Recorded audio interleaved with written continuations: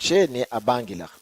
И второй подтема, которую мы рассмотрим сегодня, о чем мы будем рассуждать, называется «Служение ангелов». Ну, кто скажет, но для этого мы пришли сюда. Я об этом так много читал.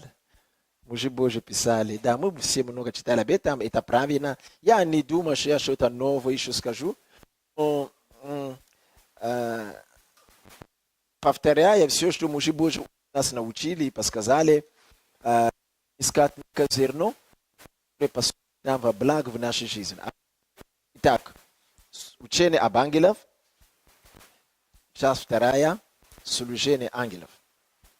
Давайте сразу откроем Писание. Сегодня мы прочтем много местописаний или буду цитировать много.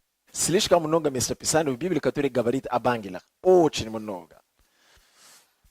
Но мы не сможем читать даже и половину. Даже 1/3. То есть мы прочитали сначала Откровение 4 глава, 9 стих. Потом мы читаем Откровение 7 глава, с 1 стиха. И мы можем читать, что Откровение 8 глава, 9 главу, и мы увидим некоторые высказывания апостола, он расширяет панораму того, что он говорит, того, что он видит на небе. То есть, прочитав все это и много чего еще, мы понимаем, что небо, прежде всего, это обитель духовных личностей. На небе не только Бог один или триединый Бог живет. На небе еще живут много личностей. И для нас мы называем их духовные личности. И они не творцы, потому что Творец только один. Они творения. И, между прочим, эти творения разные, они отличаются друг от друга. Земля отдана прежде всего людям. Поэтому мы имеем тело, соответственно, территории, где мы живем. Прах и праха. И животные, и растения, и все прочее. Нам дано именно территория земли. Мы являемся хозяевами, по сути, юридически, со стороны Бога, хозяевами этой земли. И главный хозяин земли со стороны Бога – это человек. Человек – это имя, которое Бог дал личностям, которому земля принадлежит. И вместе с этим и все другое Бог также дал человеку. Итак, Бытие, 1 глава и 2 глава. Теперь небо для духовных жителей, для духовной личности, которые также Бог сотворил. Итак, когда Иоанн переживает откровение, он видит некую панораму это неба. Он видит Агнца, то есть Иисус. Он видит 24 старца. Они выглядят как люди. Библия не говорит нам, что они ангелы. Их называют только старцами, и мы не можем понять, ангелы ли это или люди, которые достигли совершенства. Некоторые проповедники говорят, что это такие личности, похожие на ангелы. Другие учат, говорят, что это некоторые старцы, которые жили в Старом Завете, которые достигли совершенства. Это спорный вопрос, потому что об этих старцах больше нигде, ни в истории церкви, ни в другие откровения, даже Еноха, мы не видим их. Они пишут всегда только старцы, и никто не знает, каковы они. Но мы знаем, что они духовные жители. Они жители неба. Наряду с этим, Иоанн также видит 4 животных. 4 животных. Понимаете, я понимаю, что есть разные учения. Есть, например, учение, например, об изгнании бесов. Мы учились и пошли практиковаться, для конкретной цели. Есть какое-то учение о Христе, о Духе Святом, об отношениях. Но есть некое учение, которое церковь не развивает, потому что, думать, хорошо, все это узнаем, а к чему все это? Да? Одно из таких учений – это учение об ангелах. Люди не очень стараются знать об этом. Говорят, знаем об ангелах, об их именах, не знаем, но это не влияет на наше спасение, да, и на наш рост в Боге. Но на самом деле влияет. Сегодня я чуть-чуть раскрою это. И хорошо. И мы видим, что он видит животные, и именно так называют животные. животные, которые он видит, это творение Бога, которые также живут на небе. Это духовная личность небесная. Но они не ангелы. И дальше он будет видеть разных ангелов. Он видит ангелы, которые стоят в 4 концах земли и которые держат ветер. В другом месте Писания он будет видеть ангелы, которые берут молитвы святых и возносят к Богу, как фимиам. В других он будет видеть ангелы, которые одной ногой стоит в море, другой ногой стоит на суше. И дает повеление в дух, и все трясется. То есть мы видим, что он видит много чего. Итак, мы можем классифицировать все это после того, как мы вникли в Писание. Итак, он видит, то есть на небе есть 24 старца, есть, они более приближенные. И они, это престолы. Есть 4 животных, которые на самом деле являются животными. Когда он говорит животные, это значит, у них не форма, не как люди, они как животные. Дальше есть, когда будем читать другие местописания, ну, например, Иезекииль 10:14 и Иезекииль 28:16 и Исаия 6 с 1 стиха. Мы там будем слышать и читать о серафимах. В день смерти царя Осии, это какое местописание? Исаия 6 глава. Видели я Господа превознесенное, и вокруг него летали кто? Серафимы. Сколько крылья были у них? По 6 крылья. То есть серафимы живут на небе, они на самом деле курируют или участвуют в прославлении Бога на небе. Серафимы не живут на земле. И они вообще не спускаются на землю. Серафимы имеют крылья. Они имеют 6 крыльев. Если какой-то духовная личность небесная не имеет 6 крыльев, он не ангел, он серафим. И серафимы не очень большие. Они, маленькие. Издалека они могут выглядеть как птицы, которые летят. И Библия также говорит нам о херувимах. Херувимы бывают разные. Херувимы, которые Иезекииль в 10 главу 14 стих, он говорит, у каждого из животных было 4 лица.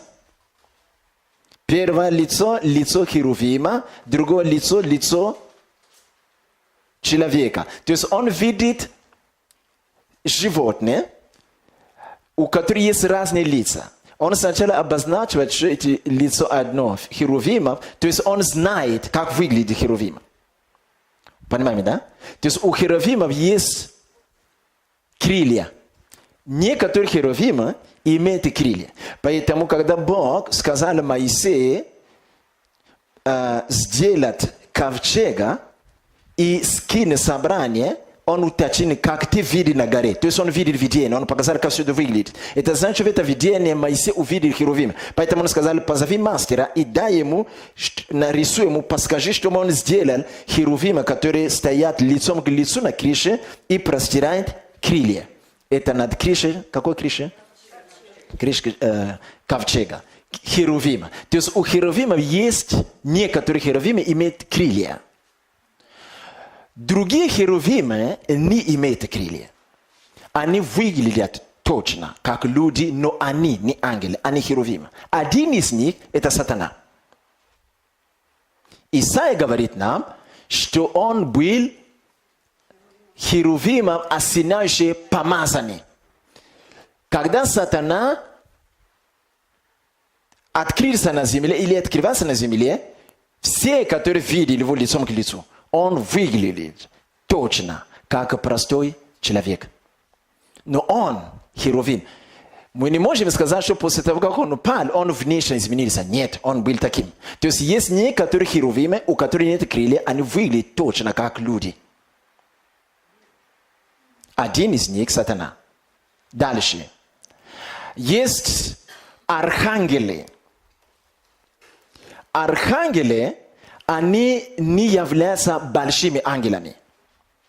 Они, может быть, чуть-чуть выше некоторых из нас, но они не имеют внушительное такое размер, да. То есть они, может быть, чуть-чуть выше, может быть, 1,90 м, но Библия не пишет. Это, почему мы так думаем? Потому что мы видели, как Мария видит архангела, да? И мы видим, как Даниил видит архангела. То есть архангелы, они, может быть, чуть выше нас, но они не выглядят такой очень сильно, но они являются архангелами. Они, как люди, выглядят. У них нет крылья. И они стоят перед Богом. Но вы заметите, когда в Откровении апостол Иоанн видел панораму неба, вы не увидите, что он где-то указал ангелов, то есть архангелов. То есть они как будто бы не отделяют себя от других. То есть ты не можешь точно распознать, ангел ли это или архангел. У них нет такой масштаба, чтобы выделиться. Но наряду с этим, с архангелами есть ангелы. Ангелы бывают разные. По предназначению, по конституции, по задаче, они разные. Некоторые ангелы, они очень большие. Это то, что мы читаем в Откровении 7 глава, 7 главу, 8 главу, 9 главу. Где ангелы держат это ветра, где один ангел ставит ногу на море, то есть он очень высокий, ты смотришь, как будто он несколько этажей. То есть это другие, они не архангелы, они просто ангелы, но они такие. Есть другие ангелы, которые также приближены к Богу. Они не архангелы, но они ангелы. Но они как бы имеют задание и святость, такой уровень, представлять Бога, когда они куда-то направлены. Один из таких ангелов, это тот ангел, который пришел к Моисею. Другой из таких ангелов, это тот ангел, который пришел к Иисусу Навину. Я буду читать об этом. Когда Иисус Навин собрался идти на войну, вышел ангел с мечом. Но он не был в такой славе ярко, нет. Но когда он подошел, он заговорил с ним, он сказал, кто ты, а потом он сказал ему, место, которое ты стоишь, свято, сними обувь. Тогда, когда ангел говорит так, то есть он представляет себя Богом. То есть это тоже, они не архангелы, это ангелы. Порой, когда ты смотришь на мощь некоторых ангелов, ты подумаешь, что они сильные архангелы. Нет, они порой выглядят очень большими. Они выходят с блеском. Они порой требуют, чтобы люди упали тут на колени и воззвали к Господу. А архангелы ведут себя более скромные. Но они лидеры, они министерства. Вы понимаете, да? Вот. Есть другие ангелы, которые выглядят как обычные. Они точно как обычные люди по виду. Это те ангелы, которые мы читаем в Библии. Ну хорошо, я постараюсь не читать, просто цитировать, потому что вы эти местописания, ну они универсальны, знакомы вам. Это те ангелы, которые пришли, например, к Лоту. Это те ангелы, которые пришли, например, к жене, к Аврааму, например. То есть, это те ангелы, которые пришли, то есть они ангелы, но когда они приходят, да, ты можешь не познать их, что они ангелы. Они выглядят как обычные люди. Но иногда бывает, что они выглядят как бы очень чистые, очень аккуратно. Вот такой из ангелов пришел к маме Самсона, да, когда они были с мужем на поле, а муж отошел, и ангел. Поэтому жена говорит мужу, что пришел ко мне человек Божий. Она даже не знает, что это ангел. Такой аккуратный, такой красивый, да? То есть интеллигентный. То есть некоторые ангелы выглядят таким образом. Но не все. Мы видим, кроме ангелов, ну еще чуть-чуть об ангелах, большинство ангелов, они как люди. Поэтому вы заметите, в прошлый раз мы говорили о человеческой и ангельской природе. И по внешности, и по внутренности большинство ангелов, они похожи на людей. Но по определенным характеристикам, которые мы говорили в прошлый раз, они призваны жить там, а мы призваны жить здесь. Но если они спустятся, и мы выйдем в город, не различишь, где ангел, где человек. Большинство из них, они похожи на человека. Поэтому часто мы встречаем своих ангелов, или чужие ангелы, которые идут на задание в другую церковь, мы приветствовались, и мы даже не заметили, что были тут ангелы, которые мы приветствовались, а они шли в Христа Спасителя. Это были ангелы, но мы не можем узнать их. Далее. Я даю некую панораму, чтобы мы знали, что происходит. Кроме ангелов, архангелов и других, которые мы перечислили, серафимы, херувимы, старцев, животных, есть еще другие духи на небе, которые Бог нам не открыл точно. И в Библии написано, что еще за многочисленные различные духов существуют на небе. Почему мы так думаем? Потому что есть в Библии одно местописание, где пророк Михея видит сновидение, когда наряду с этим некоторые цари собираются на войну, и накануне, то есть на следующий день они должны прийти, спросить у пророков. Бог, видя будущее, в эту ночь он дал ему сновидение, пророк Михея. И он видит, как разные ангелы, разные духи выступают перед Богом, давая ему предложение. Потому что он сказал, кто же склонит этого царя, чтобы он погиб? Слушай меня, здесь маленький ремарк. Когда Бог кого-то помазывал, он сам не может убить его. И написано, что один дух вышел и сказал, я пойду, сделаю. Это не были ангелов? Нет. Это не были серафимы? Нет. Это не были архангелы? Нет. Это другой дух. Там разные духи выступали. Там написано, что ангелы выступали. В таких дискуссиях ангелы не выступают. Я сейчас заговорю об ангелах более подробно. В таких дискуссиях серафимы не выступают. Херувимы молчат. 24 старца тоже, и животные тоже. Но какие-то другие духи выходят и дают предложение. И один дух вышел и сказал, я пойду, сделай с духом лживым духом в устах его пророков, чтобы склонить. Бог посмотрел и сказал, у тебя получится, иди и сделай это. И написано, что этот дух стал духом лживым в устах. То есть дух, который контролирует уста пророков того царя. Это не был ангел. Это был определенный дух. Это значит, что на небе есть еще много других духов, которые не являются ни архангелами, ни ангелами, ни то, ни другой. Другие, которые Бог доселе не открыл нам, что это за духи. Так что небо переполнено духами. Личностями различного вида. И к тому же, небо – это не такой континент духовный или какая-то духовная территория, которая такая маленькая, что они там ходят, как в Москве. Нет. Небо – царство небесное, и третье небо вместе взято – это очень широкая территория, которая для человека, когда Бог позволит, и мы будем там, мы не увидим границ. Как будто бы нет конца. И поэтому ангелы на небе живут в различных местах. По логике человеческой, образно говоря, мы назвали бы эти места что? Разные странами и разными городами. Ангелы не кучкуются в одном месте. И престолы Божьи, который на небе описывается, это описывается в видении. Но на самом деле это престол не один маленький, хороший, возвышенный столик, да, в золоте. Нет. Престол Божий очень длинный. Иисус сказал, мы сядем, да, будем вечерить вместе. И там я еще раз приму и буду пить это вино.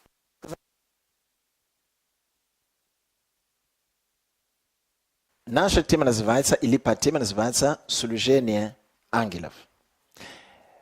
Теперь, мы начинаем понимать, что на небе Бог сотворил эти небесные жители для конкретных целей. Большинство из целей, для чего Бог сотворил их, мы их не знаем. У Бога много дел. У Него были дела до земли, до нас. Потому что Он всегда есть. Он не был в покое в прошлой вечности. Он всегда жизнь бурлящий, то есть всегда что-то делал. Понимаете меня, да? И кроме тех маленьких дел, которые мы замечаем, жизнь в духе кипит до такой степени, что ангелы и небо, и жители небесные находятся в работе. Это означает, все небесные жители в свое время что-то делают. Некоторые из них, все, что они делают только на небе. Они землю не видели, они нас не видели, а нас только слышат. И любопытство не дает им покоя. Они ожидают, как же выглядят младшие братья и сестры Иисуса. Они не могут понять.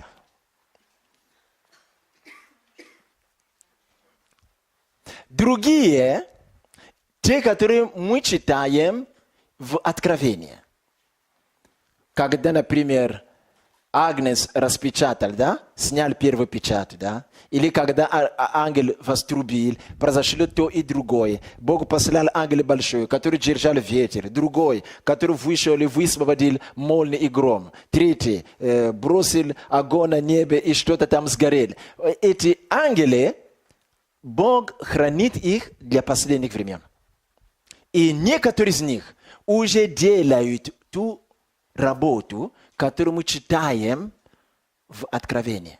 Параллельно с тем, что мы живем, с духовной точки зрения, эти ангелы что-то делают. Время от времени какой-то ангел трубит в трубу, другой ангел что-то бросает на землю. Поэтому некоторые вещи, которые происходят на земле, мы не можем их объяснять. Мы не можем видеть, что происходит за кулисами, потому что жизнь двойной. Есть то, что мы воспринимаем, а есть другая сфера жизни, которую мы не воспринимаем. Книга Откровения осуществляется сейчас. Далее. Иисус однажды сказал, и в нужное время Сын Человеческий придет в славе Своей и с ангелами. И тогда ангелы соберут душ праведники в одно место, а грешники в другое место. Он указывал на конец мира или жизнь на земле. То есть некоторые ангелы, Бог сохраняет их для того, чтобы они были теми, кто будет совершать последнюю жатву. Это называется ангелы последней жатвы. Поэтому они на небе до сегодняшнего дня сидят и ожидают время работы. То есть, кто такой ангел? Слово ангел, хорошо было бы, конечно, вникнуть в их время, но и в наше поколение тоже это слово как бы дали нам более-менее правильное истолкование. Ангел означает ангел, то есть ангелос. Ангелос. В переводе это посланник. Посланник. То есть, слушайте меня. То есть некоторые небесные жители духовные названы ангелами из-за их что? Задачи. То есть Бог сотворил их, чтобы посылать их куда-то. Вы понимаете, да? Поэтому вы видите, те ангелы, или архангелы, да? Или, скажем, серафимы, они не ангелы, потому что по цели, которую Бог поставил перед ним, он их никуда не посылает. То есть слово ангел, это значит посылать или посланец. Мы понимаем, да? Поэтому именно это слово и определяет их функциональности, для чего они живут. Поэтому, когда мы читаем Евреи, там написано, они суд служебные духи. Видите? Посылаемые на те, кто имеет обетование спасения. То есть суд ангелов – это то, что они бывают посланы. Это их смысл жизни. А суд серафимов – это поклоняться Богу. Да?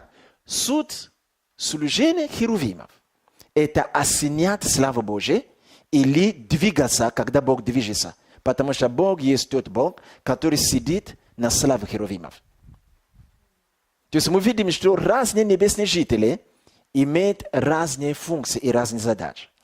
Но к нам более приближенные в наша жизнь, пока мы в теле, это не херувимы, это не серафимы, это не другие иных духов, которые могут выступать перед Богом, но мы более связаны с ангелами, сама суть, с посланниками Бога для нас, чтобы они нам помогали. Теперь давайте вникнем, пойдемте глубже.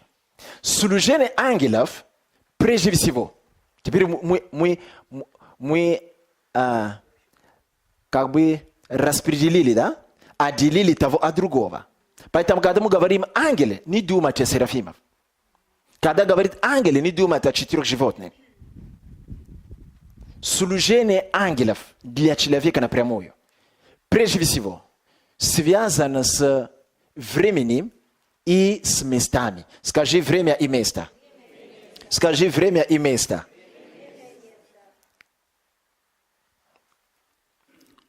Время и место. Время в большом диапазоне. То есть это называется поколение. Те ангелы, которые трудились во времена Моисея, не те ангелы, которые трудятся во времена церкви сегодня. Не те. Это сейчас трудятся другие. Те ангелы, которые трудились во времена Иисуса или во времена, когда Он созидал первых апостолов, это не те ангелы, которые трудятся, когда Бог созидает тебя или нашей церкви. То есть разные периоды времени, разные ангелы.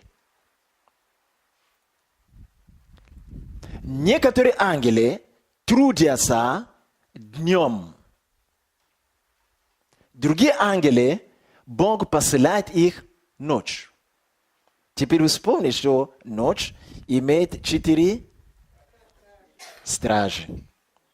Некоторые ангелы, они бывают посланы Богом к народу Божьему именно первый страж.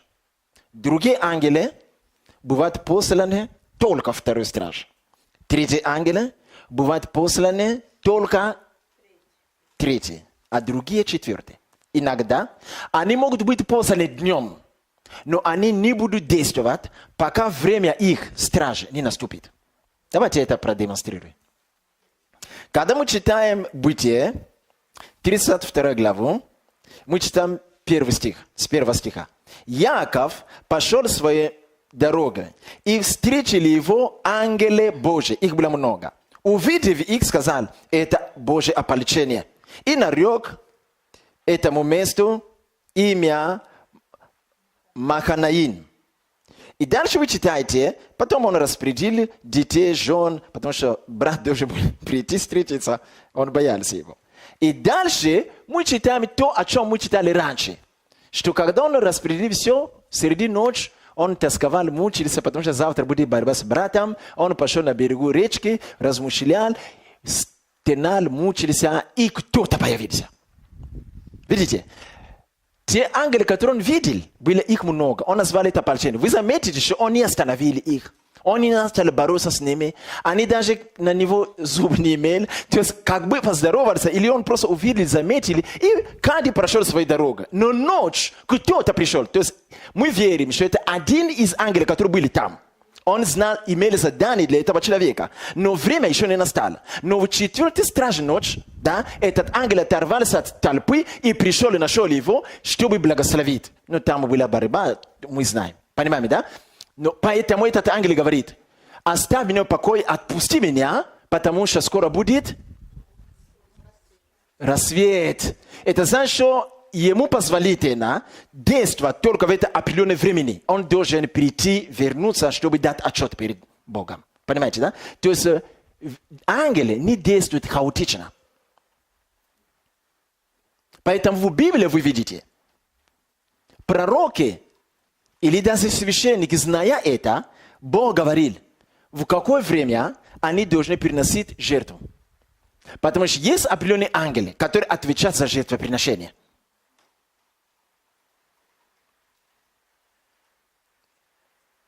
Вечером жертва.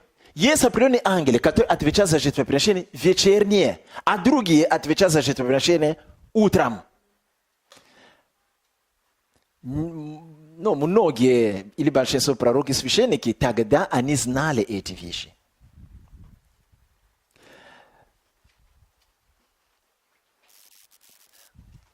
То есть ангелы действуют в определенное время. Но времена всегда связаны с местами. Это значит, как мы говорим по-человечески, надо находиться в нужное время. Это истина, так есть даже в духе. Всегда надо молиться, чтобы Бог ввел нас, и чтобы мы находились в нужное время, в нужном месте. Потому что служение ангелов, которые Бог направляет, чтобы помочь нам, связано с местами и связано с временем.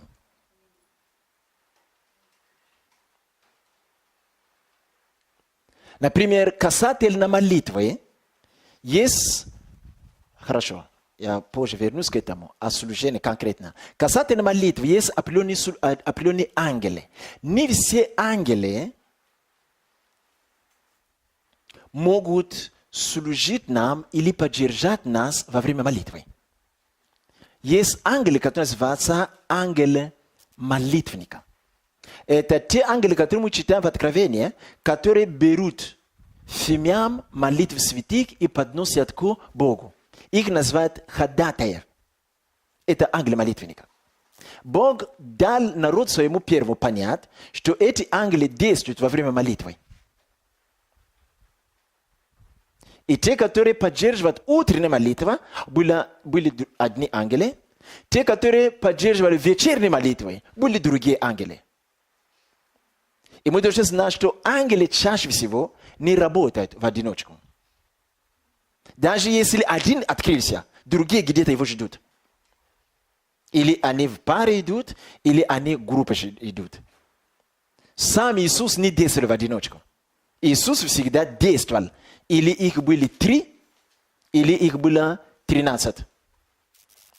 Ну, иногда 8, потому что иногда ученики шли, чтобы купить хлеба. Иисус часто не действовал. Но бывали случаи, когда он где-то был, кто-то подошел, и ему пришлось. Но на самом деле, когда он шел всегда с учениками. Поэтому, когда он вошел в служение, первое, что он сделал, не действовать, а находить учеников.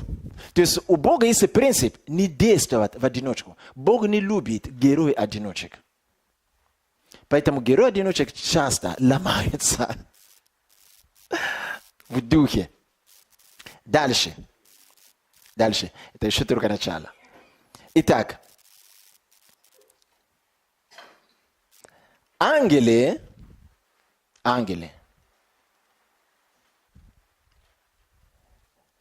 мы уже знали об этом, что они состоят из ветра и огня.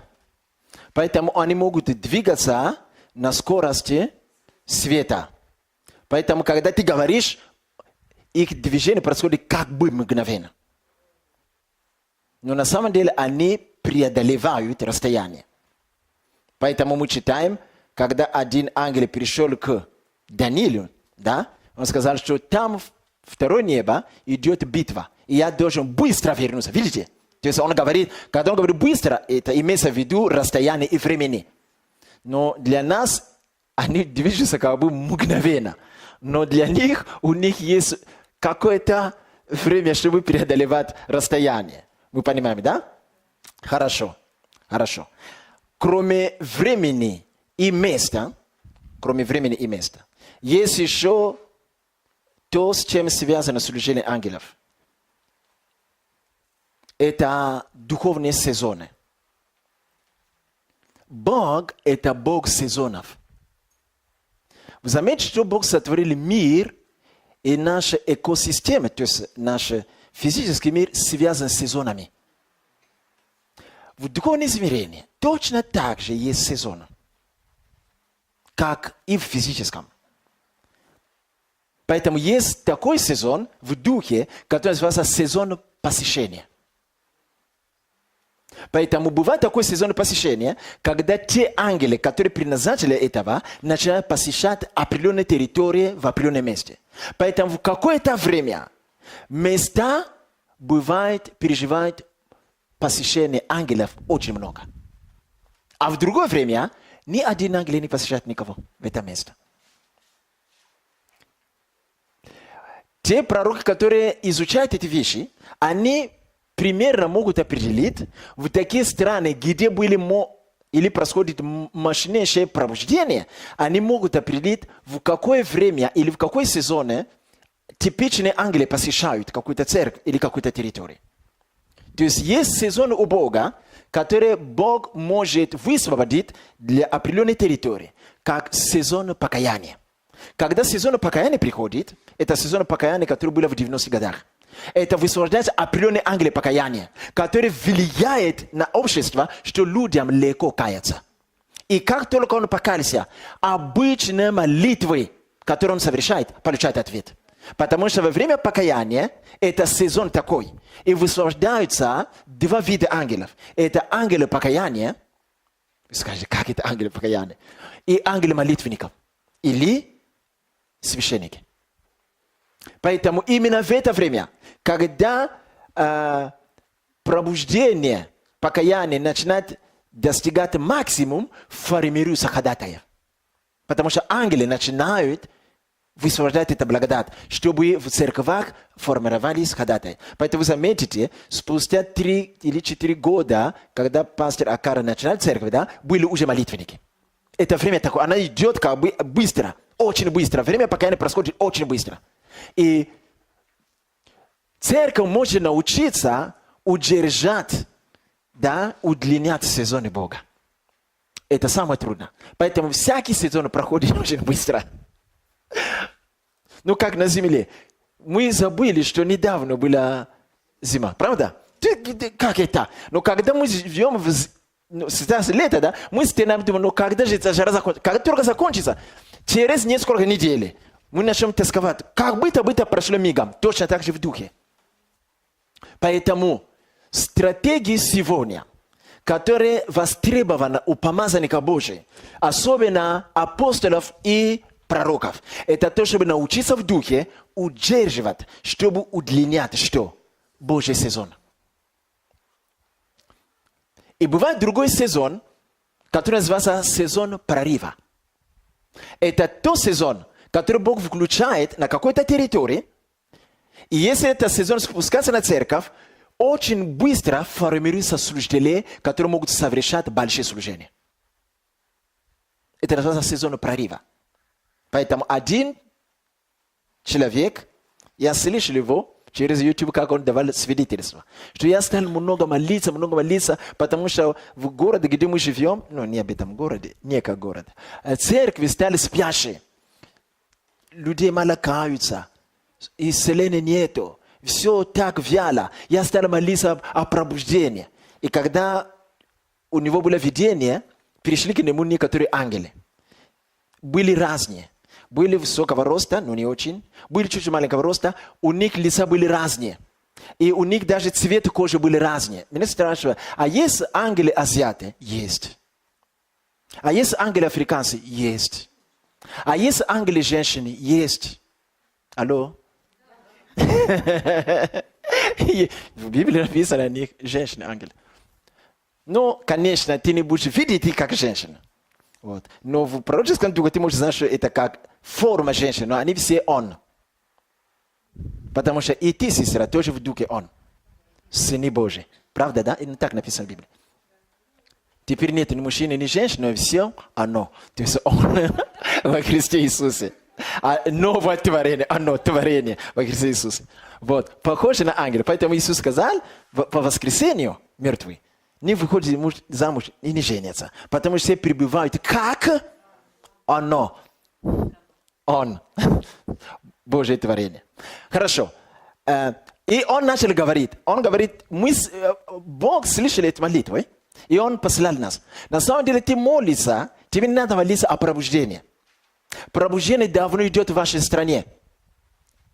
И оно длится долго. Но тебе надо молиться о прорыве.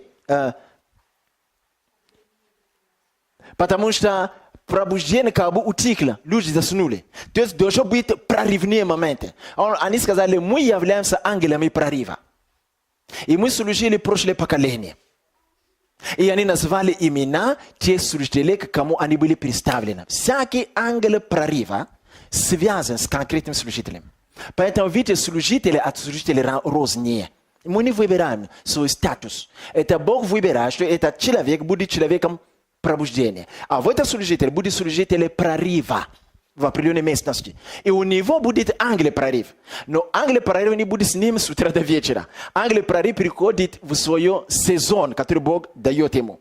И он трудится вместе с ним. И эти ангелы сказали, каждый назвали, я был ангел того-то, я был ангел того-то, я был ангел того-то. И каждый раз, когда назвали, к кому они были представлены, он знал, что некоторые из них, которые ангелы перечисляли, это были божьи генералы в Америке.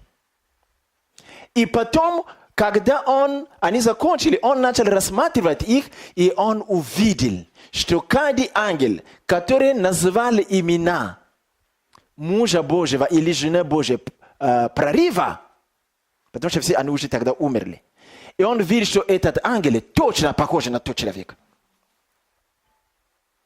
Он говорит, почти что как он. Я чувствую, не он, но как близнецы. То есть каждый раз он слышал, именно видел, похожи. Они похожи на нас, и мы похожи на них. И потом они сказали, хорошо, поскольку вы это очень просите, Бог определил определенные территории, и некоторые люди он наметил, в том числе и тебя. Поэтому скоро еще прорыв, мы зажгем здесь прорыв. То есть, слушайте, все, что делает Бог, вот это генеральная мысль, сопряжено с действиями ангелов. Бог это царь. Он сам не ходит и не пачкает руками, чтобы что-то делать. Все, что делает Бог, сопряжено с работой ангелов. Все, что делает Бог, Он делает через ангела. Все, что делает Бог, Бог использует систему близнецов. С одной стороны, Он использует ангелов или ангела, с другой стороны, Он использует человека. Всякий человек, который совершает служение, если он получил служение от Бога, как только он получает служение от Бога, у него есть ангел, соответственно этому служению. Это значит, если в служении, зерно служения, давайте но эти вещи слишком переплетаются, поэтому, чтобы вы поняли, я буду расширять чуть-чуть. Смотрите, зерно призывания – это служение. Иногда одно, а чаще всего это несколько служений внутри призвания. Зерно каждого служения – это дары. Вы не слышите, да? То есть призвание, и призвание осуществляется посредством служения. И каждое служение реализуется через определенные духовные способности. Бог знает, что наши человеческие способности не могут совершать духовную работу. Поэтому призывание туда, служение, и внутри служения туда дарование. Это означает, дарование – это способность Духа, которую Бог дает человеку. Это Дух Святой высвобождает эту способность в нем. Наряду с этим, есть ангел в его жизни, который имеет точно такую же способность. Поэтому, например, такой человек, как Бенихин, да? У него служение исцеления, евангелизация и исцеление, или евангелизация через исцеление. Значит, у него к нему представлены ангелы прорыва, ангелы евангелизация и ангелы исцеления. Поэтому, когда он запрещает болезнь, это ангел высвобождается в зале, и они начинают касаться людей. И когда он делает так, человек падает. Это ангел это делает, не он. То есть он высвобождает помазание, и он высвобождает слово. Что такое помазание? Я однажды поговорю с вами о помазании. Некоторые придется написать большую книгу насчет помазания. Помазание – это очень сложная вещь. Некоторые учат о помазании в течение полчаса. Вот мы учили все о помазании. Вы еще не узнали, что такое помазание. Помазание имеет много граней. Одна из граней помазания – это то, что когда ты действуешь, как только твое помазание движется, твой ангел приходит в движение. То есть помазание высвобождает твой ангел. Не ангел высвобождает твое помазание, а твое помазание высвобождает ангел. Но твое помазание зависит от двух личностей и от некоторых вещей. Прежде всего, твое помазание зависит от тебя. Вторая личность, твое помазание зависит от кого? От Духа Святого. И также помазание зависит от некоторых вещей, которые уже делились с вами. Например, атмосфера, духовная атмосфера. Иногда, если атмосфера в данном месте не соответствует, то помазание не высвободится. То есть много чего еще связано с помазанием. Но прежде всего помазание зависит от тебя. И кто-то кого-то спрашивал, говоря, ну хорошо, Бог помазал человека или человек имеет помазание. Но он же не может сам. Надо ждать, чтобы Дух Святой наполнил его, а потом высвободить помазание. Для начала так, а потом Дух Святой меняет стратегию. Он становится помощником. Если я помощник тебе, то кто должен начать работу? Конечно. Тогда это ты мне помощник, если я начинаю работу. Понимаем, да? Поэтому ангелы всегда высвобождены. Ангелы прорыва. Это сезон такой. Есть другой сезон, когда Бог решает творить чудеса на земле. Послушайте меня, пожалуйста. В Библии есть 3 слова, которые характеризуют действие Бога на земле. Именно эти слова. Знамения, чудеса и силы. Но в русском языке слово силы не очень хорошо переведено. На других языках, которые также, может быть, лучше, может быть, хуже, не знаю. Но там написано слово продиж. То есть какие-то мощные дела Божьи, порой не знаешь, к чему это соединит. Ну, например, Иисус Христос пошел по воде. Для чего? Он мог не идти. Никто не исцелился, никто не покаялся. То есть есть вещи, которые делаются, порой не можешь знать для чего. То есть это называется продиж. Ну, в русском языке написано силы. Но это слово не подходит, потому что силы это тоже может быть знамение. Силы, знамения, силы чудес. То есть есть знамение. Знамение это для свидетельства, чтобы люди увидели подтверждение Царства Божия и увидели подтверждение мощи Бога. Чтобы покаялись, или зауважали Бога, или изменили пути. То есть много чего. Это называется знамение. А есть чудеса. Чудеса рассчитаны на то, чтобы помогать людям. Это, например, болезнь была ушла, нога была сломана и выздоровела. Это чудеса. Да? Должен был прийти дождь, разрушить дом, помолились, дождь остановился. То есть все чудеса на благо нам. Но бывают и чудеса, которые на благо. Которые пророки Елисея могут совершить. Что 42 ребенка умерли. То есть все это называется чудеса. Но есть продиж, то есть силы, это вещи, которые не знамения и не чудеса во благо. Но вещи, которые Бог делает, чтобы просто, потому что Он Бог. Он не вынужден, просто потому что Он Бог. Аминь? Хорошо. И есть еще другой сезон, который называется сезон чудес. Есть сезон чудес. Когда она приходит на какую-то территорию, это значит, высвобождаются ангелы чудотворные. И чаще всего, когда она спускается на какую-то территорию, на некоторую церковь, может быть, под влиянием этих ангелов. И любое действие, маленькой молитвой, даже самое такое, которое нам казалось бы никудышное, принесет чудо.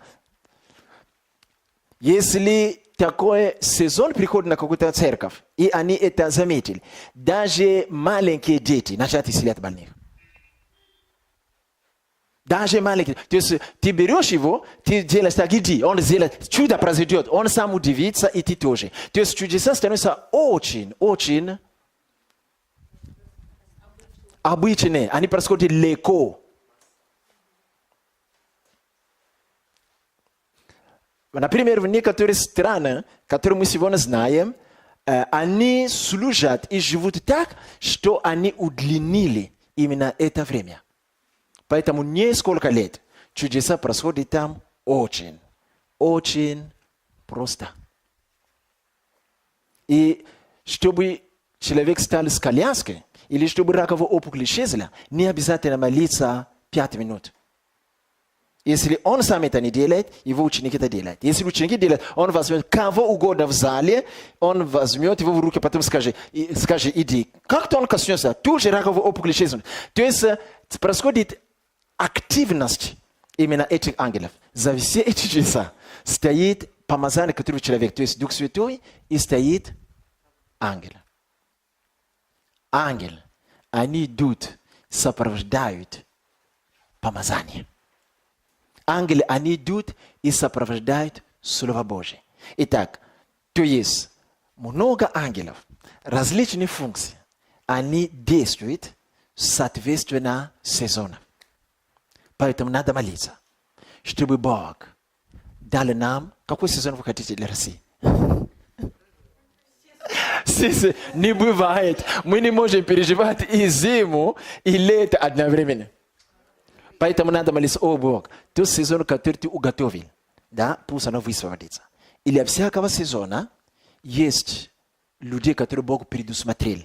И к этим людям соединяются определенные ангелы. От чего еще зависит служение ангелов? Вы замечаете, теперь что служение ангелов происходит хаотично. Вот я хочу видеть ангелы, что меня послужили, помолились, и ангел пришел, не придет. Если у Бога все не так, как кажется. Есть времена и места.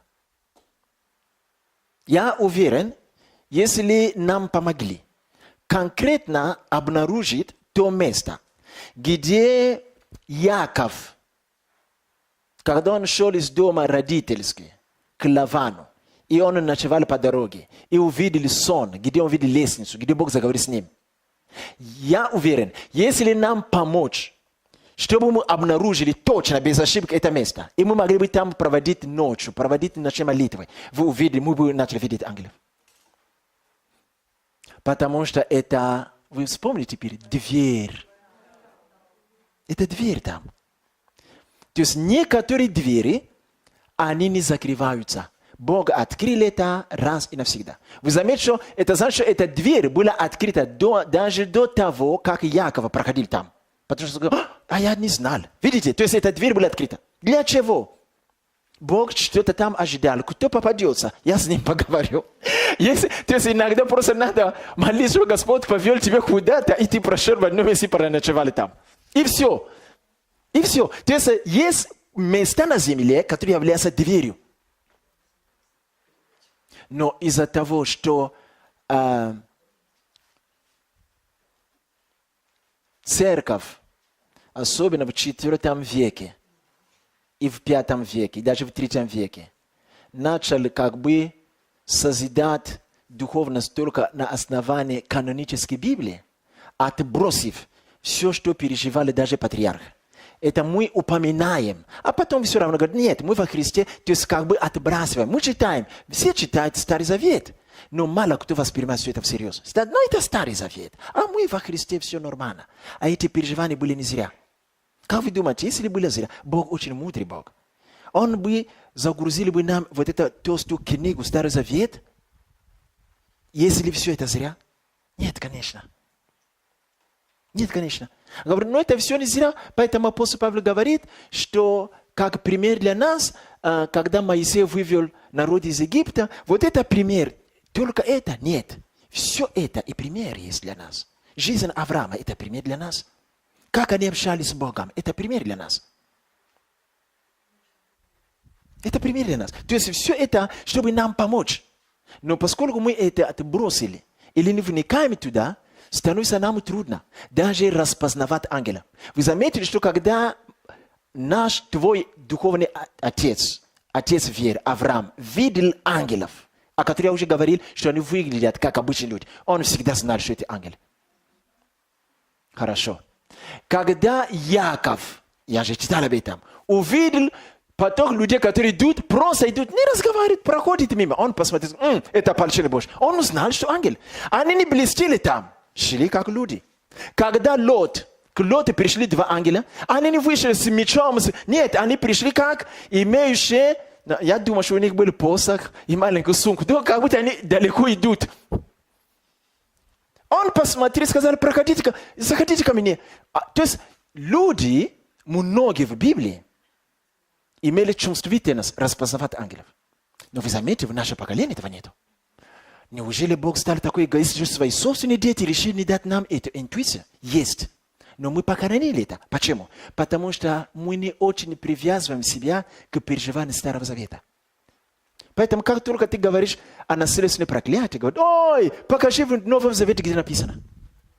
Как только ты говоришь о силе крови, ой, покажи, где написано.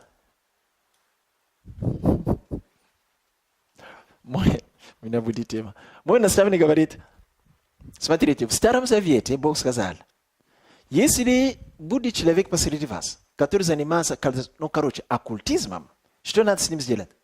Убить его. Вы где-нибудь видели в наше общество? Хорошо. Теперь он задал вопрос.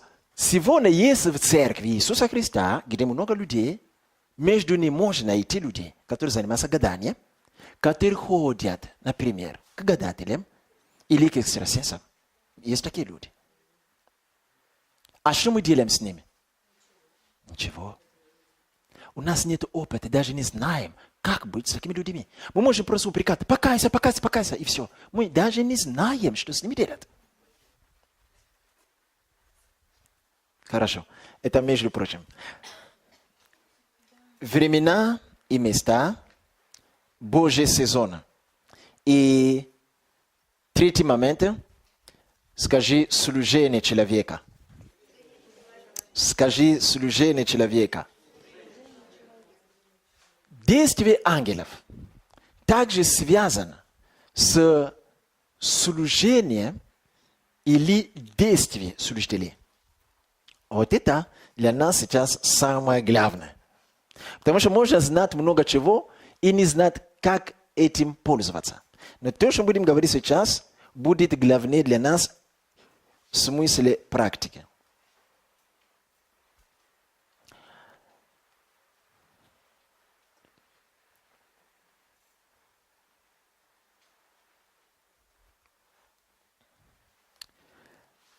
Когда мы будем смотреть на жизнь Господа Иисуса, это пример для нас? Аминь.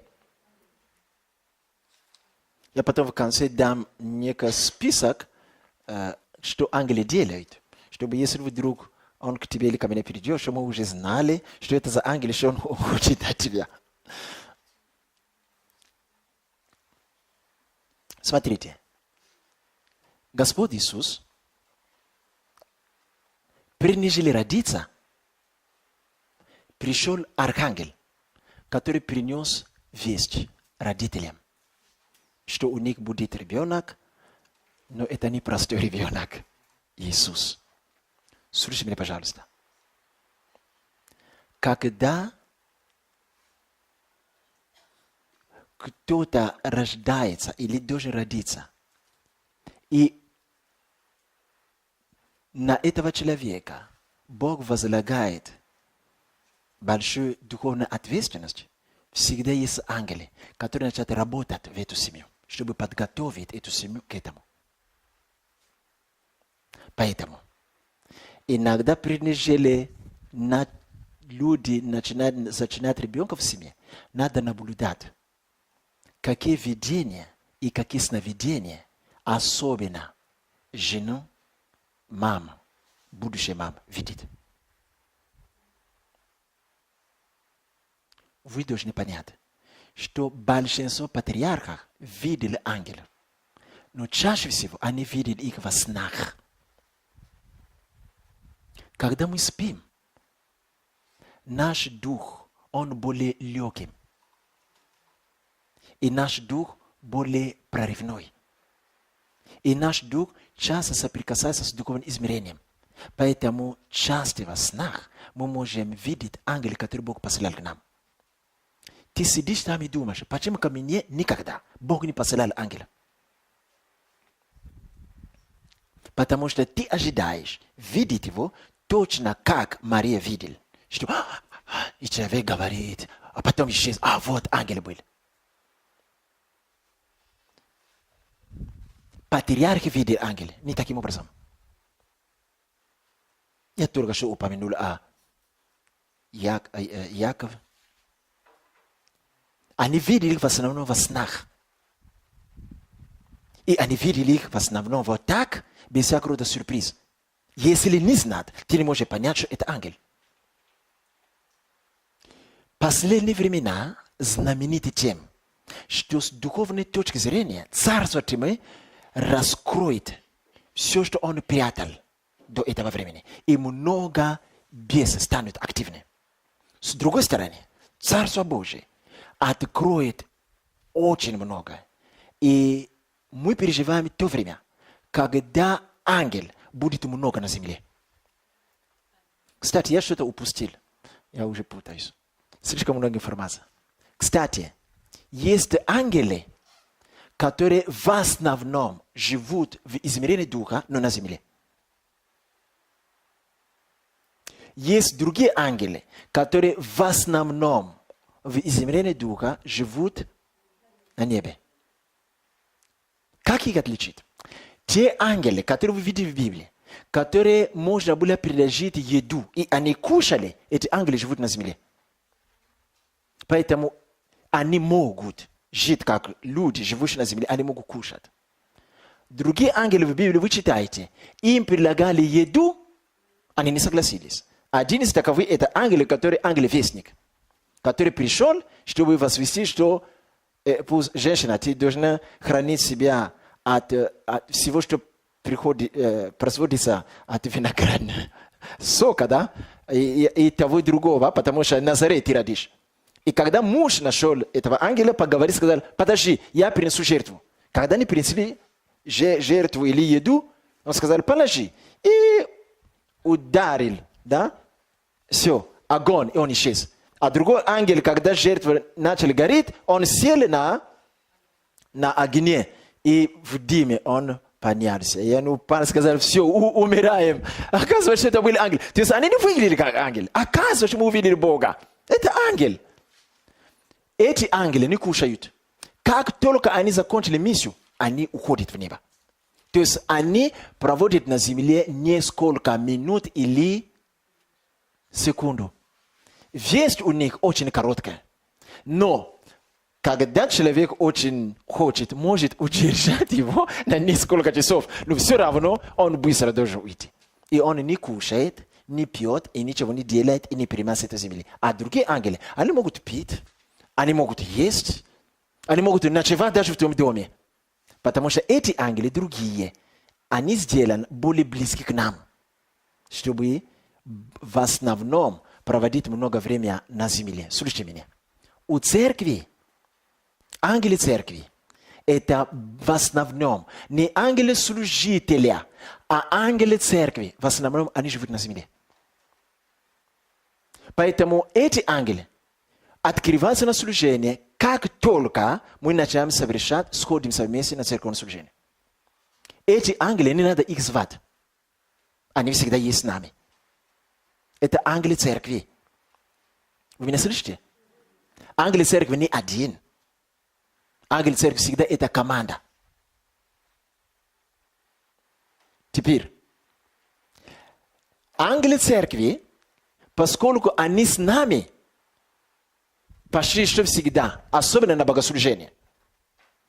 Это значит, что в определенные условия или духовной атмосфере можно их увидеть. Не потому, что они пришли, но потому, что они всегда там были. Но что-то делается с нами, чаще всего это дети видят эти ангелы. То есть дети, которые видят ангелы на служении, они чаще всего видят ангелы церкви, которые не пришли.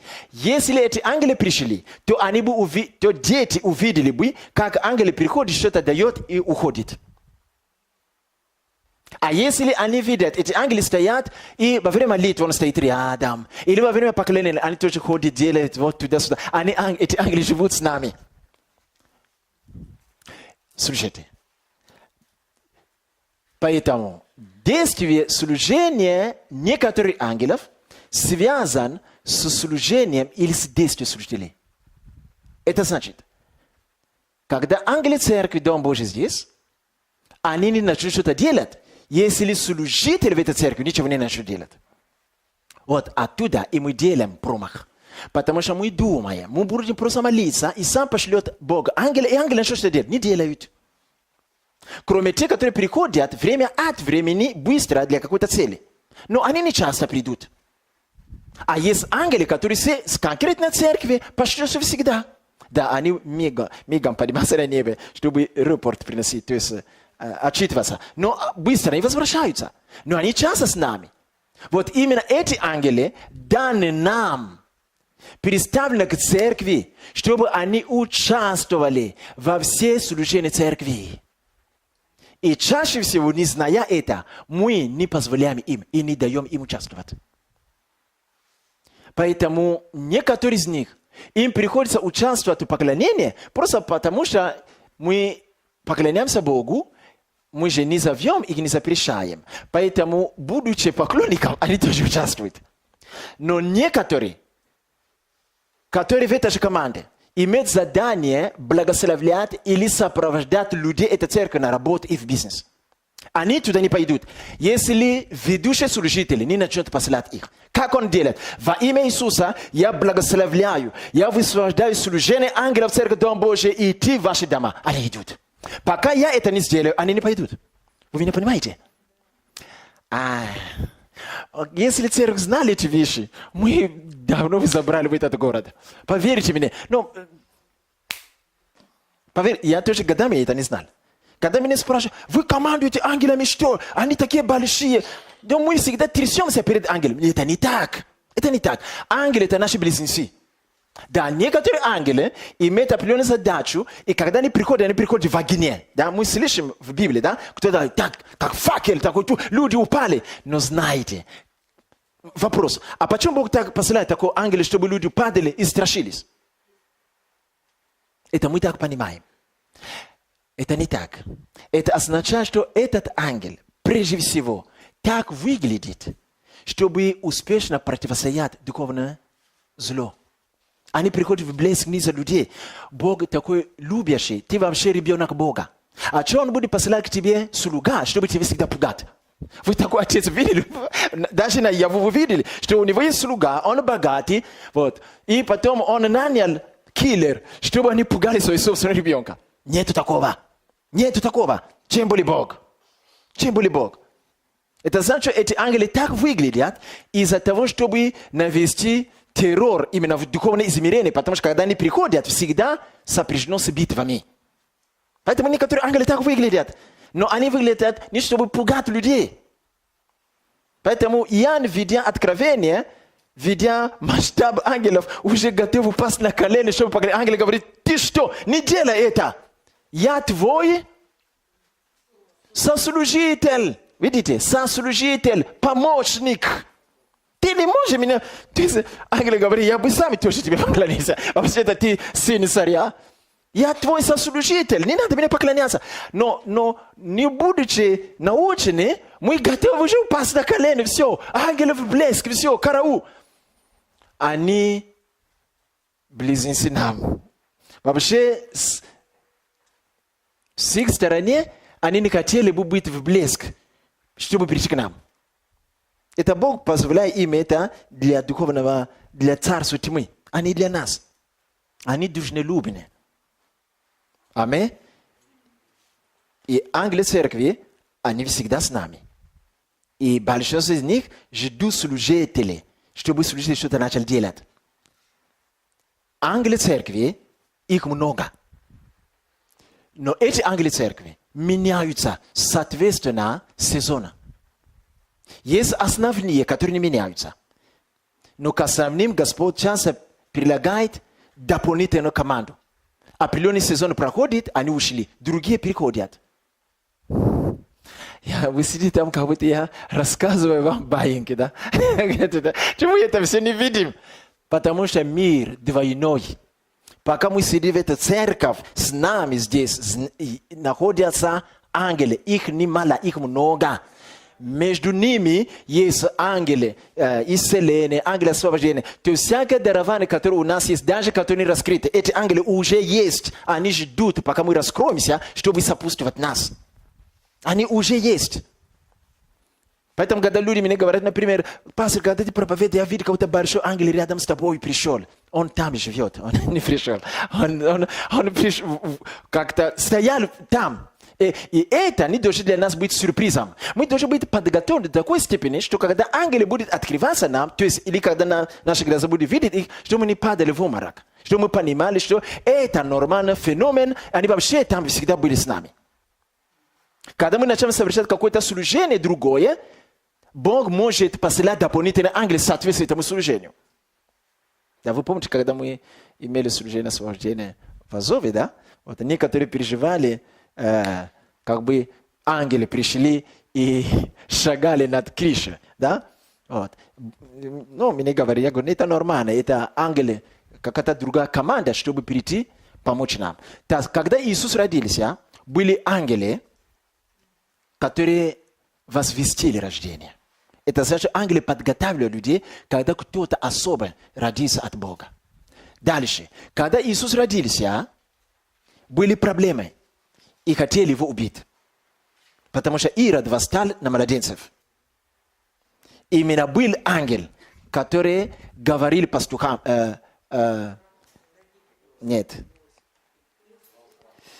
волхвам, что вернутесь другой дороги. Верующие, они не верующие, не важно. Этот ангел работал для того, чтобы спрятать сына. Поэтому этот тот же ангел сказал родителям, чтобы они на время убегали в Египет. Когда время настало, этот ангел всегда был с ним. Он не приходил, не уходил, он всегда был с ним. Когда Иисус рос, да, до 30 лет мы не слышим, и мы не знаем, чем он занимался. Но мы только знаем, что он рос в послушании родителей и в послушании у Бога. Он был прилежным ребенком. Вот. Ангел-хранитель его был с ним. У него не было ангел-служебный. У него был ангел-хранитель. Когда Иисус пришел к Иоанну Крестителю и крестился, и Дух Святой раскрылся в нем, и раскрыл небо над ним, и помазание пришло. Он был водимый духом в пустыне, и постился. Сатана искушал его, он победил искушение. Как только закончили искушение, мы читаем, приступили к нему ангелы и служили ему. Вот это другая группа ангелов, которые соответственно времени. Как только он вошел в служение, эти ангелы пришли. Именно эти ангелы и вышли с ним в город. То есть эти ангелы, которые служили ему там, это те же ангелы, которые имели способности соответственно его потенциалу. Вы скажете, он сам Иисус. У него полнота видения, полнота духа. То есть он даже не дары имеет, но он сам источник даров.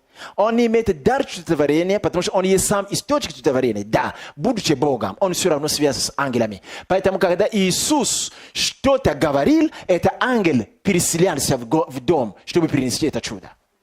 Понимаем, да?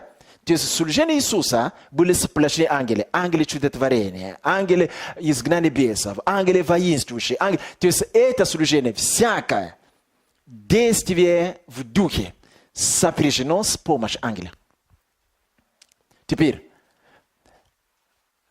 когда человек входит в свое призвание, Как только он входит в свое призвание, он может об этом знать или может об этом не знать. Насчет Иисуса более наглядно, что он вошел в служение в день крещения. Но не у всех нас так происходит. Иногда мы крестились, а позже вошли в служение. Да? А иногда мы вошли в служение, потому что мы осознали это. Или нам помогли, рукоположили. А иногда да, мы участвуем в служении, но мы не знаем, наше ли служение ли это. Мы не знаем, вошли ли в это служение. И порой мы продолжаем молиться годами: о Господь, дай мне мое призвание. Оказывается, что мы давно уже свое призвание. Трудно понять. Теперь, что может помочь нам с тобою? Большинство людей в христианстве не трубят над нами, когда мы входим в свое призвание. Не часто происходит так, как происходило тогда, когда сказали: много проблем в церкви. Рассмотрите братьев, у которых есть дух веры, прилежности, чтобы мы рукоположили их на диаконов. Нашли их, собирали, воздали Богу славу, и они вошли. Но не всегда так происходит. Не всегда так.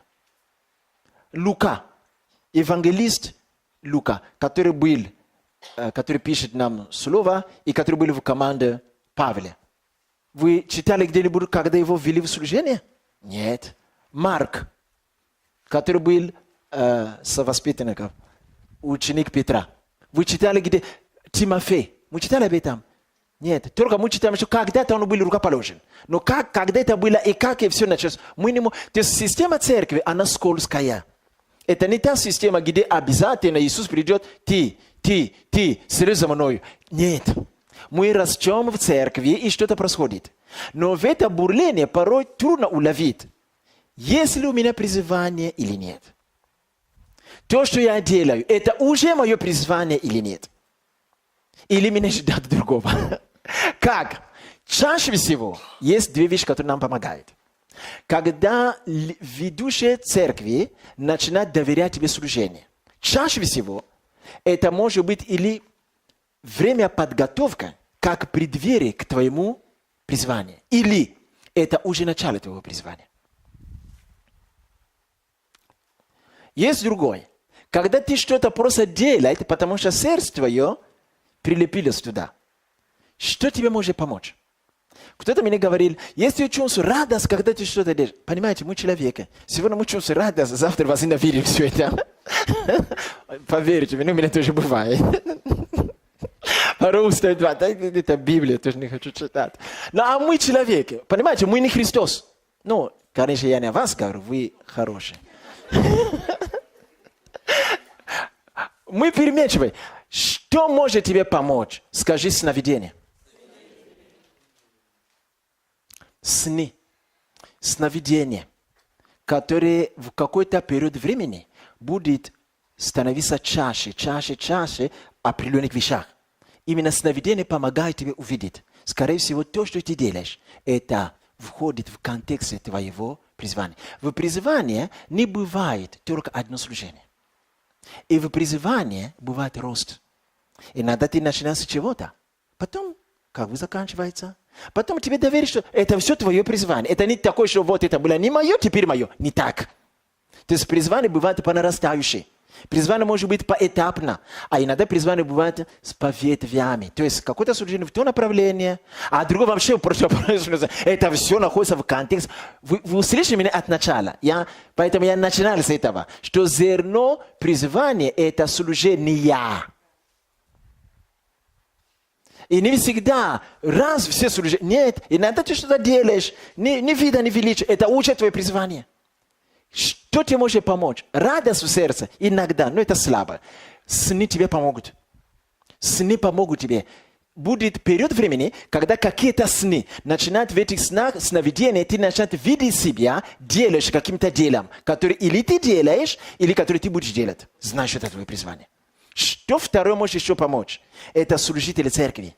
Если эти люди, они действительно стараемся, да, что мы все росли, не только один гигант, нет, но что мы все, тогда они будут чувствовать сердце, к чему-то тебе подталкивает. Чаще всего это твое призвание. Вот и все. Да, иногда бывает такое, когда Бог может Духом Святым или ангелом проговорить тебе напрямую о твоем служении. Бывает такое. Но и среди 100 человека, наверное, половина человека получает такое откровение. Ну, я имею в виду один. Чаще всего мы все попадаем в служение таким образом, как я рассказал. Понимаете, да? Поэтому некоторые из вас находятся в свое призывание, совершая определенное служение. Пройдет время, или это расширится, или ты придешь на другое служение, тоже в свое призывание. Призвание – это как комната, где есть много чего, что ты можешь делать. А во всяком деле, которое будешь делать, есть у тебя духовная способность в твоем духе, которую тоже надо раскрыть. И иногда мы можем делать какое-то служение, не пережить раскрытие способности соответствует этому служению. Вы меня понимаете? Вы так на меня смотрите, как я недалеко от Царства Божия. Дальше. Дальше мы видим прототип Иисуса, Господа, и параллельно с нами точно так же. Поэтому каждый этап служения Бог посылает тебе другие команды ангелов. И всякий ангел, их способности соответствуют твоей способности. Бог действует в соответствии.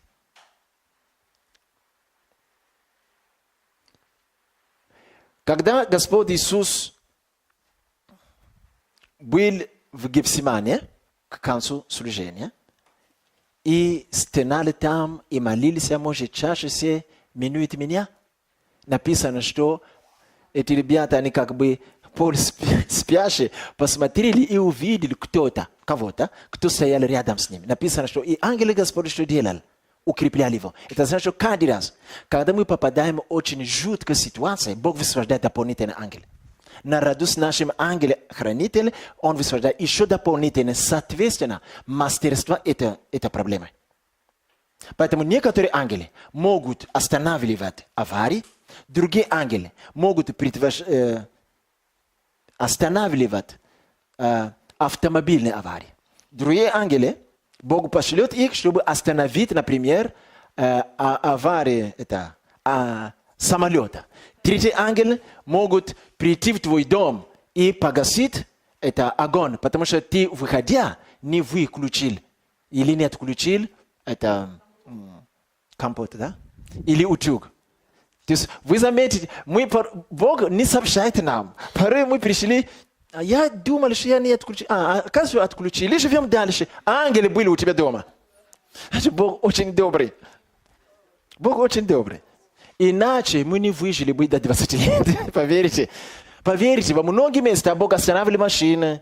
Во многие места Бог менял светофор, чтобы ты прошел и успел. То есть во многие места Бог, может быть, послал ангела, чтобы удержать или поставить быстро ногу на водителя, на тормоза, когда ты прошел. И все, он остановился. Это ангелы прыгнули туда и нажали, и все, и ты прошел. То есть везде ангелы содействуют нам.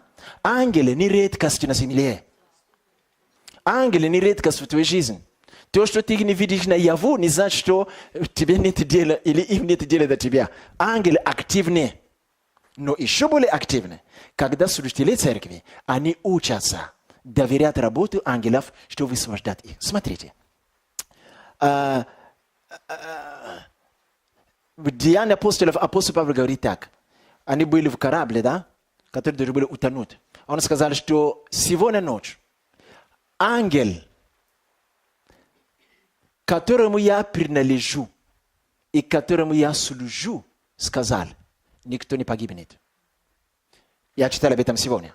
Еще раз. Который я принадлежу и которому я служу. Я уверен, что это оборот слов неправильно переведено по-русски. То, что он говорит, который я принадлежу, это правильно, а который я служу, это неправильно. Скорее всего, с которым я служу вместе. То есть, когда были в опасности, да, ангел, Бог высвободил ангелы, которые должны были как бы сохранить этот корабль. Но, между прочим, главный ангел, с которым апостол Павел служил вместе, его близнец, Сказали, успокойся, все будет хорошо. Мои отец послал на неделю работу. Поэтому это он ему сказал. Поэтому он говорит, ангел, к которому я принадлежу, ты принадлежишь ангелу. Это оборот слова означает, у тебя есть близнец в духе, с которым ты служишь вместе. Ты не один.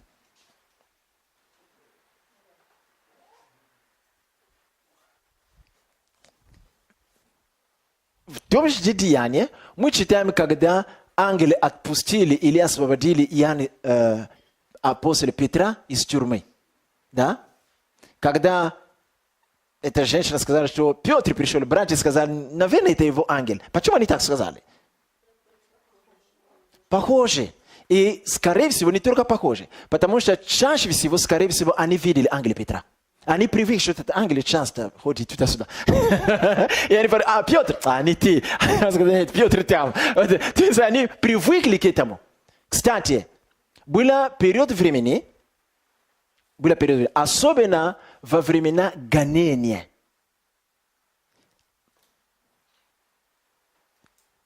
Ученики и церковь привыкли к движению ангелов. То, что мы читаем, это малые брошюрки, которые нам оставили. Ученики Иисуса. До этого они не видели ангелов. Там 1-2 человека через видение. Позже они видели ангелов почти что постоянно. Они видели ангелов. То есть у них две вещи были как бы по максимуму. Это движение ангелов, первое. Это голос Духа Святого. Поэтому вы слышите, как они говорят, угодно было нам и Духу Святому. Поэтому Петр говорит, ты солгал не человека, а Духу. То есть Дух Святой говорит с ним почти что постоянно.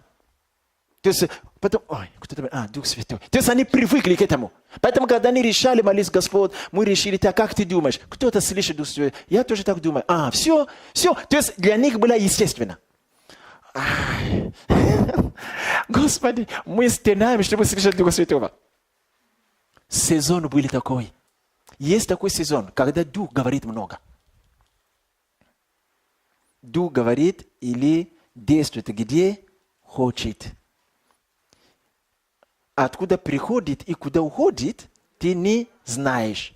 Так бывает со всяким. То есть есть период времени, когда Дух Святой дует. То есть какой-то период времени Он начнет говорить тебе. Какой-то период времени надо просто учиться этому, быть чувствительным. Когда ты чувствуешь какой-то период времени, тебе хочется много Библии читать, и в Библии как бы твое сердце направлено на том, что читать о чудесах. Знай, скорее всего, Бог хочет тебе сказать, что сейчас период времени, когда ангел чудес будет высвобожден в твоей жизни. Или в твоем служении. Или ты читаешь Библию, или ты включаешь интернет, и тебе сердце прилепляется к тому, чтобы слышать свидетельства исцеления. Значит, или ты получишь исцеление, или ты начнешь молиться за исцеление. И у тебя начнет получаться. То есть Господь готовит к этому. Понимаете, Бог ничего не делает, не дать нам привкус. Когда должен быть дождь, что мы видим? Конечно, что-то меняется, от того мы узнаем, что скоро, скорее всего, будет дождь.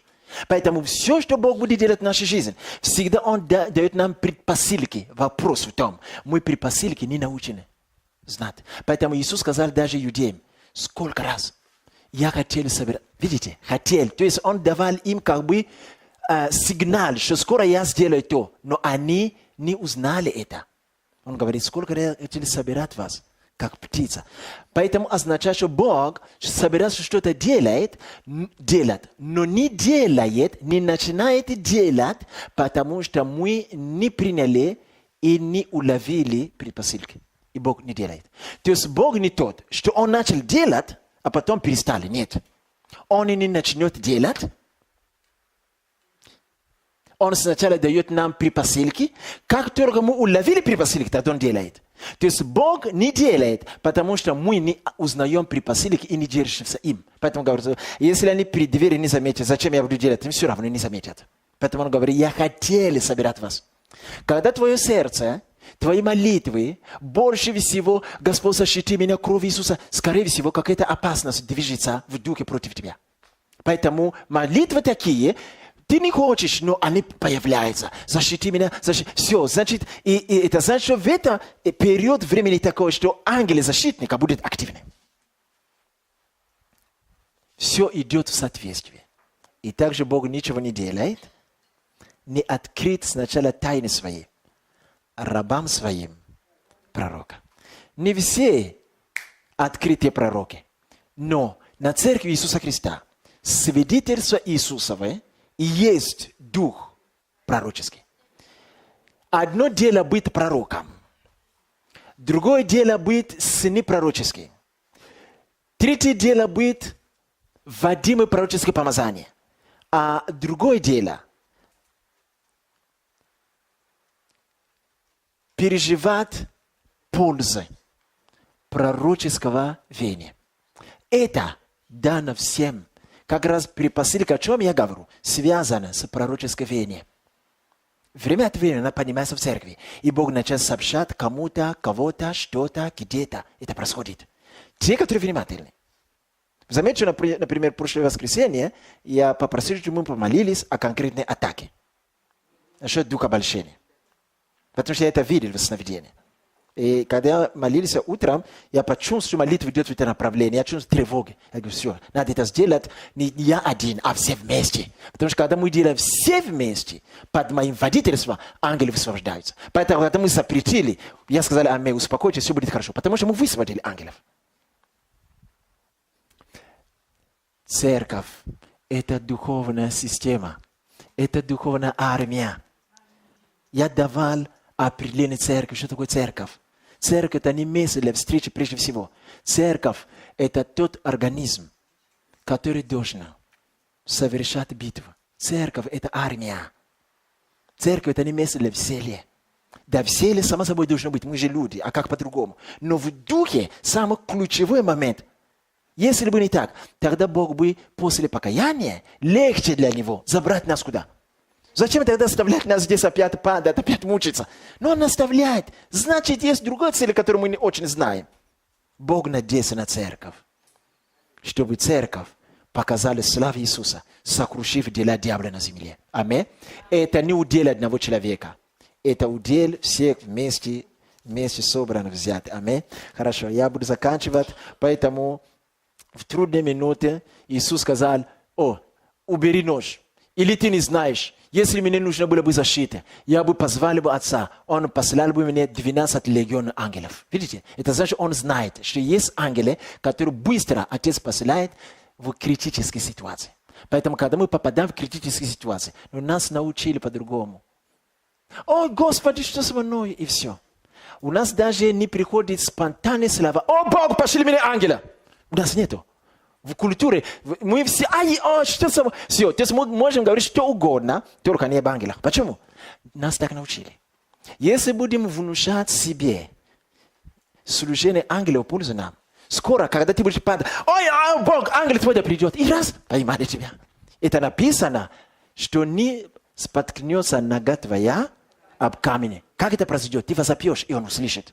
Но мы не успеваем.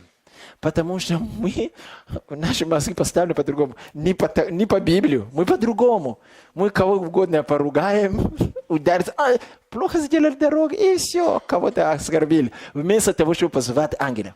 Иисус сказал, если нужно было, я бы попросил Отца. Иисус сказал, мой Отец – это ваш Отец. То есть те ресурсы, которые у Бога Отца были для Иисуса, это точно же те ресурсы, которые у Бога Отца есть для... Мой наставник говорит так, я не люблю вас. Смотрите, нету резона и нету оправдания у высокого живого Бога сказать дела, которые я творю, и вы будете творить. Если при том не дать нам те же способности, как у него самого. Логика очень простая. Когда ты услышишь, что-то взорвалось во мне. Всемогущий Бог, самый великий судья.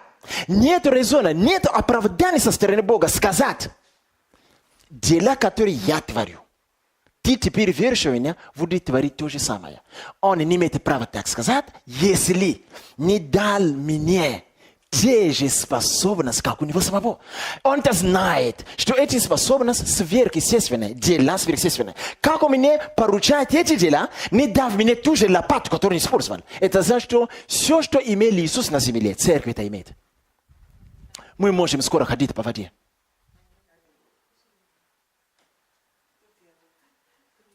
Мы можем скоро ходить по воде. Мы можем скоро двигаться, а скоро света. И скоро тебя будут встречаться в разных городах. Понимаете, нам надо поехать посетить места силы, чтобы образ... Все начинается образ мышления.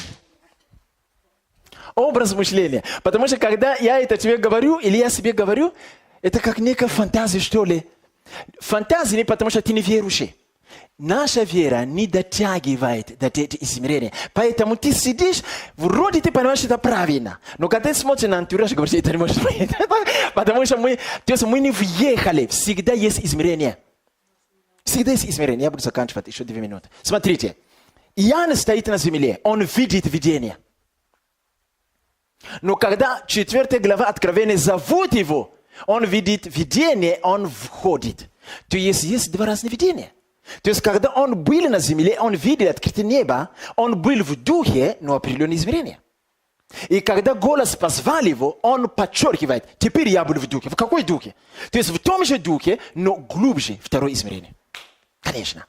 То есть, когда нам рассказывают вещи 2 измерение в духе, ты сидишь там. Порой я смотрю на мой учитель, когда он говорит, он фантазирует, что ли. Как это возможно? Я не могу поверить в этом. Что он помолился, ребенок за 3 дня родился. Как 9 месяцев в животе. Для меня это даже не чудо, а сверхчудо. Это невозможно. Он говорит, это обычная вещь. Это очень обычно. Просто Бог сократил время. 3 месяца? Нет. 3 дня и 9 месяцев. Для Бога сократить время, это Иисус шел по воде, и как только они приняли в лодке, как только он поставили ногу, лодка очнулась где? На берегу. Как он это сделал? То есть для Бога нету ничего. Невозможно. Весь вопрос веры связан с образом мышления. Мы не думаем этими масштабами, потому что мы видим ты и я, и дерево между нами. Как курица, которая смотрит, не видит. Когда орел парит, говорит, я вижу, там еще есть океан. Курица стоит здесь, видит только перед собой кустарники, где океан. То он даже не может представить, орел парит выше, поэтому он видит океан. Конечно. Поэтому пророк говорит, сынок, это очень простая вещь. Я попросил Бога, чтобы он сжал время. Он это сделал. 3 дня живот через каждую минуту начал расти. 3 дня человек родился. А другой раз я помолился, и человек берет в карман, вытаскивает пачки $. Он говорит, да, ангел мой принес ему эти деньги.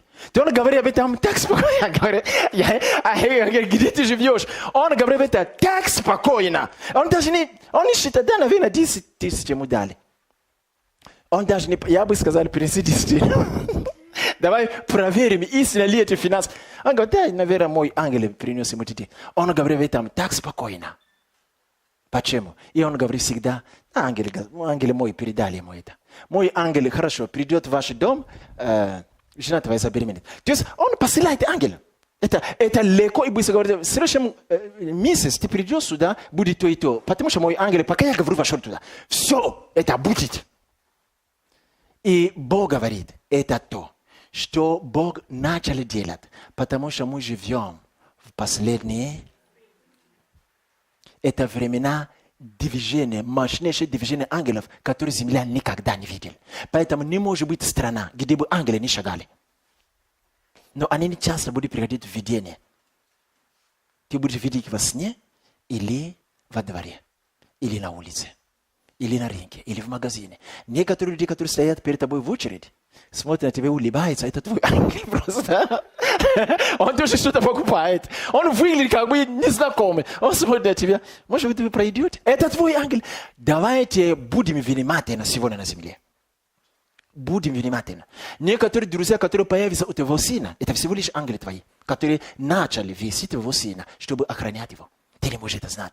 Ангелы будут делать вещи, которые мы никогда на земле никто не мог об этом думать. То есть размах служения ангелов начинается, потому что время коротко. И те ангелы, которые Господь готовит для последних времен, они намного чудеснее, нежели прежде. Поэтому, когда мы читаем славу последнего храма, кто проявляет славу Божию? Ангелы. Ангелы. всегда все связано с ангелами. То есть те ангелы, которые Господь удерживал, Он начинает освобождать их. И их будет море, много. На небе миллиарды, триллиарды ангелов, которые отдыхали, и теперь их время. Поэтому нет у тебя шанса пропустить ангела. Ты можешь даже убегать от них, не получится. Не получится. И когда Иисус умер, каждый раз, когда святой умирает, ангелы уже приходят. Это они вызвали это землетрясение и это тучи. И потом воскрешение произошло.